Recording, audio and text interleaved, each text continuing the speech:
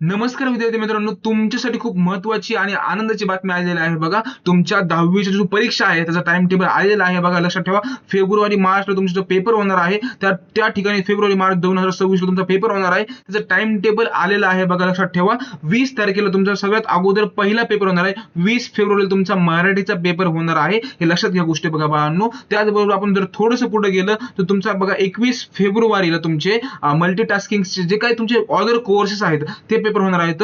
Generally आपल्या विद्यार्थ्यांचे हे पेपर नसतात बघा. त्यामुळे तुम्हाला या 21 तारखेला पेपर कोणताही नसेल. त्यावर थोडंसं पुढे गेलं तर 23 फेब्रुवारीला तुमचा सेकंड लँग्वेजचा पेपर असेल. मग सेकंड लँग्वेज तुमची मराठी असेल किंवा काही लोकांची मराठी कंपोजिट सुद्धा लँग्वेज असते. बरं, ह्या गोष्टी आपल्या सुद्धा नाहीये. तर 23 फेब्रुवारीला आपला कोणता पेपर नसणार आहे, त्यामुळे काळजी करायची नाहीये. आपला 20 तारखेला पहिला पेपर आहे. त्याचबरोबर जर थोडं पुढे आलं बाळांनो तर तुम्हाला 25 फेब्रुवारीला तुमचा दुसरा पेपर असेल सेकंड लँग्वेजचा, जी की तुमची संस्कृत असेल किंवा उर्दू असेल, गुजराती असेल, पाली असेल किंवा बाकीच्या गोष्टी असतील त्या. बरं, थोडंसं आणखी पुढे या तर तुमच्या लगेच 27 तारखेला तुमचे इंग्लिश आहे बघा. इंग्लिश लँग्वेज जे फर्स्ट लँग्वेज असेल किंवा थर्ड लँग्वेज असेल बघा. तर लक्षात ठेवा बघा बाळांनो, तुमचा पेपर 20 तारखेला आहे. त्याचबरोबर आणखी थोडंसं 20 तारखेला आहे. त्याचबरोबर 25 तारखेला आहे आणि नंतर तुमचा 27 तारखेला पेपर आहे बघा. आणखी जर पुढे गेलं बघा बाळांनो तर आता खरा पेपर इथून तुमचे सुरू होतात बघा बाळांनो.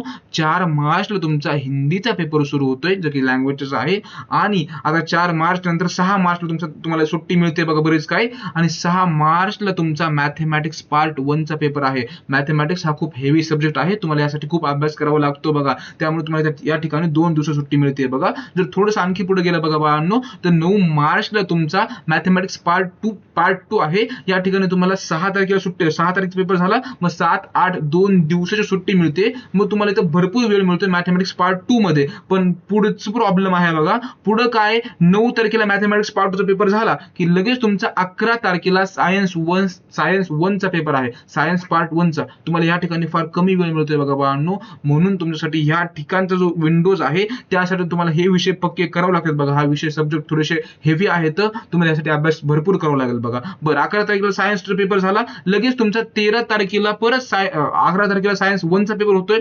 लगेच तुमचा सायन्स 2 चा पेपर आहे 13 तारखेला बघा. त्याच्यामुळे तुम्हाला आता अभ्यास करणं फार गरजेचं ठरतंय बघा बाळांनो. 16 तारखेला तुमचा इतिहास भूगोलचा पेपर असेल, इतिहास आणि नागरिकशास्त्र पेपर असेल आणि 18 तारखेला तुमचा भूगोलचा पेपर असेल बघा. हे तुमच्या प्रकारे शेड्यूल असेल बघा. मी परत एकदा सांगतोय बघा बाळांनो, 20 तारखेला तुमचा पहिला पेपर असेल जो की मराठीचा पेपर असेल. त्यानंतर तुम्ही जर थोडंसं पुढे गेलं तुमचा बाळांनो तर लगेच 25 तारखेला तुमचा संस्कृतचा पेपर असेल. त्यानंतर लगेच जर थोडंसं पुढे गेलं तर इंग्लिशचा पेपर असेल तुमचा 27 तारखेला. मग 27 कोणी असो, सेमी असो किंवा सेमी इंग्लिश असो किंवा इंग्लिश मिडियमचे असो विद्यार्थी, तुमचा 27 तारखेला इंग्लिशचा पेपर होणार आहे. त्यानंतर तुम्ही थोडंसं पुढे गेलं तर 4 मार्चला तुमचा हिंदीचा पेपर आहे. त्याचबरोबर तुम्ही थोडंसं पुढे गेलं तर तुमचा मॅथेमॅटिक्सचा पार्ट जो अल्जेब्रा आहे, अल्जेब्रा तो होणार आहे तुमचा 6 तारखेला. 9 तारखेला तुमचा जॉमेट्री हा पेपर होणार आहे. आणखी थोडंसं पुढे गेलं बघा बाळांनो तर तुम्हाला जॉमेट्री झाला की लगेच 11 तारखेला तुमचा सायन्सचा पार्ट आहे, सायन्स 1 आहे. आणि लगेच 13 तारखेला तुमचा सायन्स 2 आहे.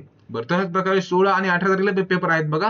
म्हणजे पेपर आलेले आहेत बघा बाळांनो. तुम्हाला अभ्यास करणं फार गरजेचं ठरतंय बघा विद्यार्थ्यांनो. आता मी तुम्हाला सर्वांना सांगेल बघा. बरं, आता ही बातमी आलेली आहे. आता आपल्याला महत्त्वाचं आहे की आपला प्लॅन कसा असायला पाहिजे. ज्यांना फक्त बातमीच पाहिजे त्यांनी इथून व्हिडिओ बंद करून थांबू शकता. पण ज्या विद्यार्थ्यांना इथून पुढे प्लॅन कसा असायला पाहिजे, तुमचा शेड्यूल कसा असायला पाहिजे, त्यांनी हा व्हिडिओ पूर्ण बघा बाळांनो. तुमच्यासाठी खूप महत्त्वाचा प्लॅन ठरेल बघा. तुमच्यासाठी सर्वात महत्त्वाची गोष्ट काय असेल तर तुमचा सिलेबस पूर्ण करणे. आणि सिलेबस पूर्ण कसा होईल, त्या पूर्ण तुमचा एक चॅप्टर आहे ना, तो पूर्ण चॅप्टर झाला पाहिजे. बरं, चॅप्टर कसा होईल, समजा फॉर एक्झाम्पल तुमचं सायन्सचं चॅप्टर आहे, मॅथ्सचं चॅप्टर आहे, हिस्ट्रीचा, पॉलिटिकल सायन्स, जिओग्राफी, हे सगळे जे पेपर चॅप्टर्स आहेत ना, हे धडे व्हायला पाहिजेत. आणि हा धडा पूर्ण कधी होईल, असंही तुमच्या शाळेमध्ये शिकवून झाला असेल, धडा शाळेमध्ये झाला असेल, ट्युशनमध्ये झाला असेल किंवा तुम्ही युट्यूबवर एखादा व्हिडिओ बघितला असेल, पण तरी तुम्हाला कॉन्फिडन्स पूर्ण नाहीये. का नाहीये? कारण तुम्हाला ह्या गोष्टी पूर्ण कराव्या लागतात बघा. लक्ष द्या, तुम्ही जर एकदा चॅप्टर पूर्ण केला म्हणजे काय, तर तो चॅप्टरचे पूर्ण व्हिडिओ बघायचे. त्याचबरोबर तो चॅप्टरचं पुस्तक वाचायचं. त्या पुस्तकामध्ये तुम्ही जे छोटे छोटे प्रश्न असतात ना,